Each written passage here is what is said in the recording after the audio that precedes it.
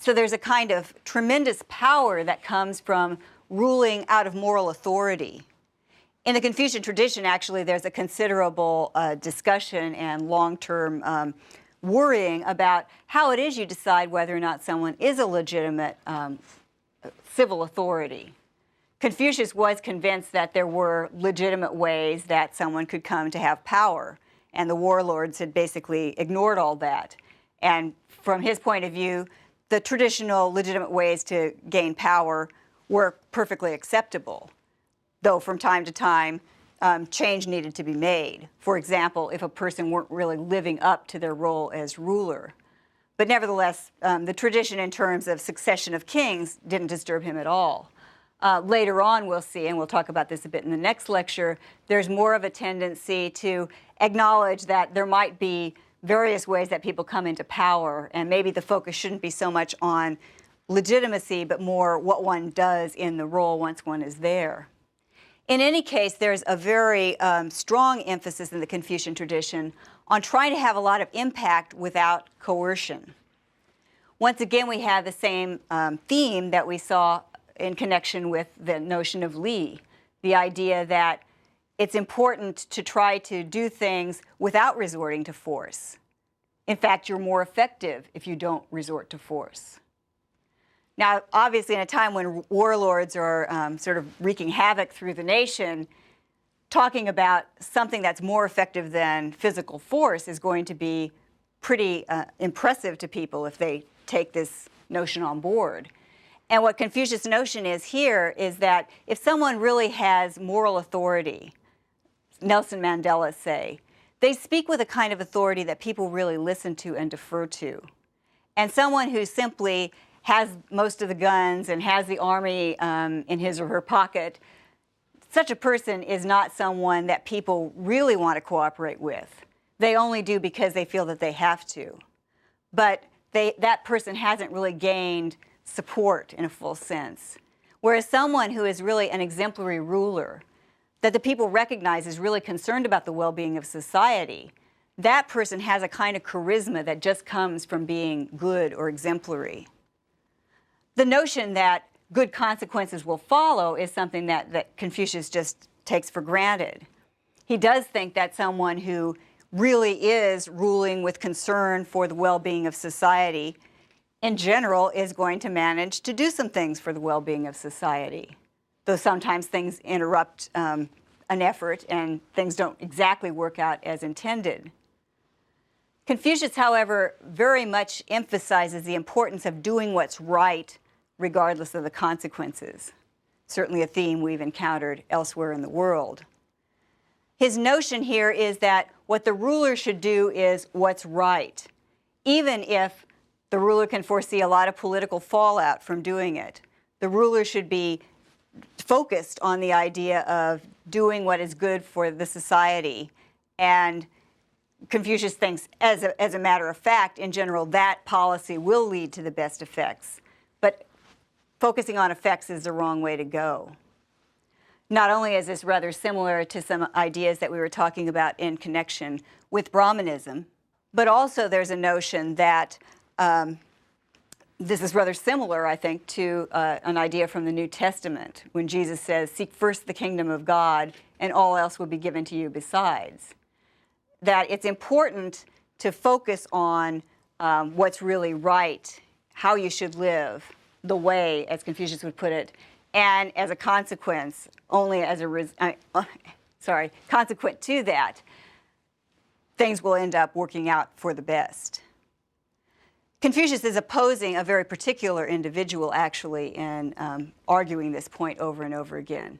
This individual is the philosopher Mozi, and his followers, the Moists, who had a very different view from Confucius as to what would bring about a better social order than they currently had. Mozi is sometimes compared, I think not very adequately, to the utilitarians in the West. It's not a very adequate comparison, except for one thing. Concern for consequences was pretty basic. Mozi thought what we need to do is start thinking about what the results of our various actions are. So Mozi would be quite happy to get rid of rituals because he tended to think that it encouraged certain kinds of attention to the family as opposed to maybe the larger community, that really wasn't very healthy. Mozart, on the other hand, was convinced that it was important that everybody should treat everyone exactly equally. So very un-Confucian in this regard. Confucius saying that you should treat people according to the way they're related to you. In connection with this idea of doing things without regard for profit, he's challenging Mozart, who claims that whatever strategy a ruler should take ought to be very much concerned with concrete results. Confucius' claim is that's really putting your orientation in the wrong direction. Of course, we all want good results, but if you do things with the aim of getting good results, without concern about what the methodology is, then you're going to be in real trouble. The same sort of notion that you should do what's right, in a sense, regardless of what you think the consequences might be, is reflected in another of Confucius' notions, that of Chengming, the attunement of names. This is a theme that comes up a lot in the Confucian literature. And the idea here is that you want the names, the words that you use, to match reality. Now that seems in a way obvious enough. I mean, if you don't have words that somehow plug into something, people aren't going to be able to use the language. But what Confucius is suggesting is that a lot of our words are morally loaded, and it's important that the names actually reflect the situation. So for instance, if you've got a ruler who isn't really doing an adequate job of ruling, there's something wrong in a way about that person having the title. In a very succinct formulation, Confucius says, according to the Analects, let the prince be a prince, the minister a minister, a father, and the son a son. Now again, you might say, well, it's kind of hard to avoid that. But what he means by the second iteration of each of these titles is, let the person who has this title officially actually be one who's fulfilling the title. If someone is in a role that they're not playing the part of, if they're not carrying out, then what we should do is remove that person if possible, or at least somehow encourage that person to fulfill the role adequately. Certainly the idea of someone who is an inadequate parent, I mean, someone might biologically be a parent and not morally be a parent. And that's the kind of notion that Confucius is getting at here. Indeed, I think that this notion of attunement of names might also apply to the idea of various buzzwords that sometimes come into vogue in our society. Downsizing, which sort of ignores the fact that people are getting fired in the process.